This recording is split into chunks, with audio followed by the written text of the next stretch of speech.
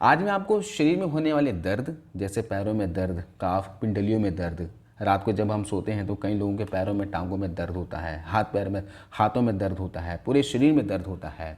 इसके अलावा बेवजह शरीर में कमजोरी आती है, कुछ भी काम करने का मन नहीं करता, शरीर में आयरन की कमी है, कैल्शियम की कमी है, जोड़ों में, घुटनों में दर्द होता है, या फिर शरीर में मोटापा बहुत ज़्यादा बढ़ गया है। जिसके लिए मैं बहुत ही आसान सा घरेलू इलाज बताने वाला हूँ। आज मैं 3 ऐसी चीज़ों के बारे में बताने वाला हूँ, 3 ऐसी बीजों के बारे में बताने वाला हूँ, जिसे अगर मेरे बताए तरीके से आप कंज्यूम करते हो, डाइट में शामिल करते हो, तो इस तरह की सारी ही समस्याएं आपकी जड़ से ख़त्म हो जाएगी। तो यहाँ पर सबसे पहली चीज़ जो हम इस्तेमाल करने वाले हैं दोस्तों, ये है हलीम का बीज। देखिए, हलीम का बीज इस तरह का दिखता है। आप में से बहुत लोग शायद इसके बारे में ना जानते हों, तो मैं आपको बता दूं कि हलीम के बीज को अंग्रेजी में गार्डन सीड्स कहते हैं, मराठी में अलीव कहते हैं, और कन्नड़ा में इसे अलवी कहा जाता है। अगर आप हलीम बीज के नाम से इंटरनेट में सर्च करोगे तो आपको दिख जाएगा, या आपको किसी भी आसपास के बड़े किराने स्टोर में मिल जाएगा। अगर कहीं ना मिले तो सुपरमार्केट से मंगवा लीजिएगा, नहीं तो आप ऑनलाइन भी मंगवा सकते हैं। दोस्तों, हलीम का बीज आयरन का रिच सोर्स है। सिर्फ 1 चम्मच हलीम के बीज में 12 मिलीग्राम तक आयरन मिलते हैं। इसके अलावा इसमें विटामिन सी पाया जाता है, जो एंटीऑक्सीडेंट की तरह काम करता है। एक बात समझिए, 90% लोग इस तरह के दर्द शरीर में मिनरल्स और विटामिन की कमी से ही होता है। इसलिए दोस्तों, कभी भी शरीर में मिनरल्स की कमी जैसे कैल्शियम, पोटेशियम और मैग्नीशियम की कमी ना होने दें। इसी कमी की वजह से ही मांसपेशियों में ऐंठन या फिर दर्द होता है। और आपको बता दूं कि शरीर में मिनरल्स के अवशोषण को बढ़ाने के लिए आयरन के साथ एक विटामिन सी की ज़रूरत होती है, और हलीम के बीज में भरपूर मात्रा में होते हैं। इसके अलावा भी हलीम के अपने बहुत से फ़ायदे हैं। इसमें अच्छी मात्रा में आयरन, विटामिन सी के अलावा folate, fibre, calcium, potassium, vitamin E, vitamin K पाया जाता है, जो हाथ पैर दर्द, बेवजह थकान, कमजोरी को दूर करते हैं। तो यहाँ पर हलीम के बीज का इस्तेमाल आपको करना है। कितनी मात्रा में करना है मैं वीडियो के अंत में बताऊँगा। यहाँ पर दूसरी चीज़ के बारे में जानते हैं, और वो है दोस्तों तिल। देखिए, इस तरह का तिल आपको किसी भी आसपास के किराने के शॉप पर मिल जाएगा। तिल दोस्तों 2 प्रकार का होता है, काली तिल आती है और सफ़ेद तिल आती है। आप दोनों में से किसी भी तिल का इस्तेमाल कर सकते हैं। आपने तिल का उपयोग तो कभी ना कभी ज़रूर किए होंगे। इसमें बाकी न्यूट्रिशन के अलावा कैल्शियम भरपूर मात्रा में होता है, जिससे हड्डियां और जोड़ मजबूत होते हैं।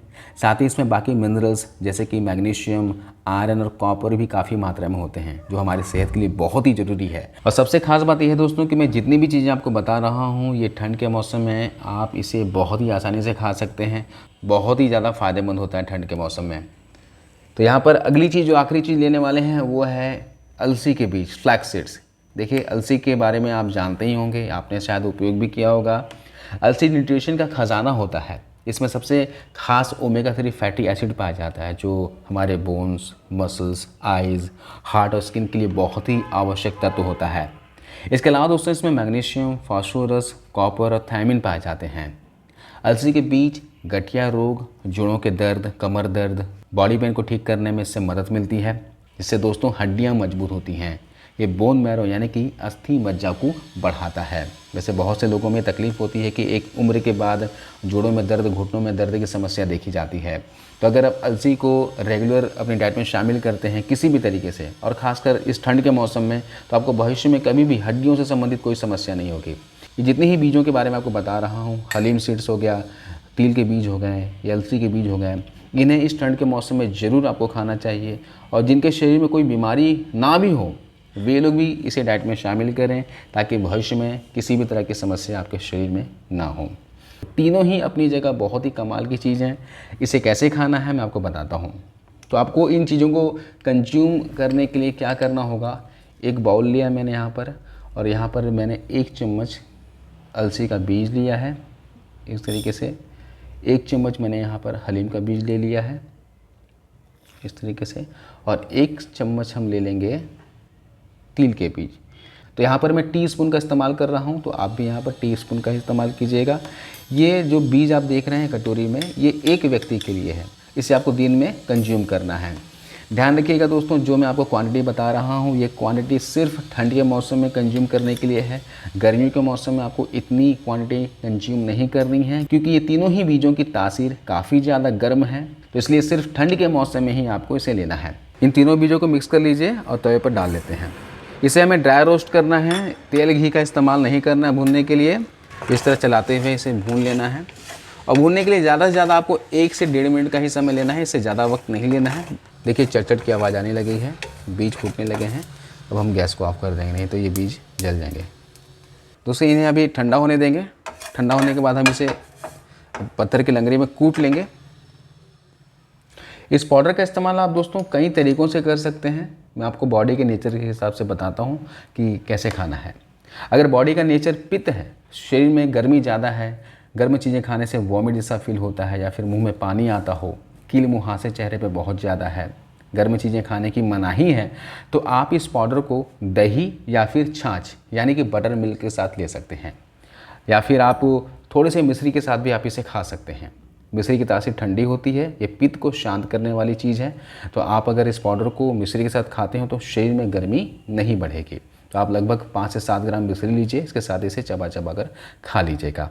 इसका सेवन आप सुबह नाश्ता करने के आधे घंटे पहले कर सकते हो, या फिर सुबह नाश्ता करने के साथ भी ले सकते हो, ज़्यादा फ़ायदेमंद रहेगा। इसके अलावा जिनका बॉडी नेचर कफ है, वे लोग शहद या फिर गुड़ के साथ इसे खा सकते हैं। आप इस पाउडर में 2 चम्मच शहद मिला लीजिएगा और इसे चबा चबा कर खा लीजिएगा। इसके अलावा जिनका बॉडी नेचर वात है, जिनके जोड़ों में घुटनों में दर्द की समस्या है ना, हाथ पैर में ऐंठन की समस्या है, वे लोग इसे दूध के साथ, शहद के साथ या फिर गुड़ के साथ खा सकते हैं। इसके अलावा मैं आपको बहुत ही ईजी तरीका बता रहा हूँ। इस ईजी तरीका ये है कि अगर आप सुबह नाश्ता करते हैं, जब भी घर पे रोटियां बनाते होंगे, तो आटा गूँथते वक्त इस पाउडर को उस आटे में मिला लीजिए, आटा गूँथ लीजिए और इसकी बनी रोटियां खाइए। इससे आपको सुबह का समय किसी भी तरह से कंज्यूम करना है और लगातार आप 1 महीने तक करके देखिए। यकीन मानिए दोस्तों, हाथ पैर में दर्द, जोड़ों में दर्द, ऐंठन, बॉडी पेन की समस्या आपको कभी भी नहीं होगी और कभी भी आपको भविष्य में दवा यानी मेडिसिन खाने की आवश्यकता नहीं पड़ेगी। इस तरह से शरीर में कभी भी कैल्शियम की कमी नहीं होने वाली है, खून की कमी नहीं होने वाली है ना। आप इस खुराक को दिन में 2 बार भी ले सकते हैं। एक बार सुबह नाश्ता के साथ ले लें, दूसरी बार दोपहर खाना खाने के साथ ले लीजिए। खाने से पहले या फिर खाने के बाद भी इसे ले सकते हैं, इसमें कोई दिक्कत नहीं है। लेकिन इतनी ही क्वांटिटी को आपको 2 भाग में करके लेना है ना, और इस पूरे ठंड के मौसम में लेना है। शरीर में होने वाले दर्द, पिंडलियों में दर्द, हाथ पैरों में अकड़न, ऐंठन, शरीर में बेवजह थकान, चक्कर आना, खून की कमी, इससे दूर हो जाएगी। आप पूरी तरह से हेल्दी फील करोगे।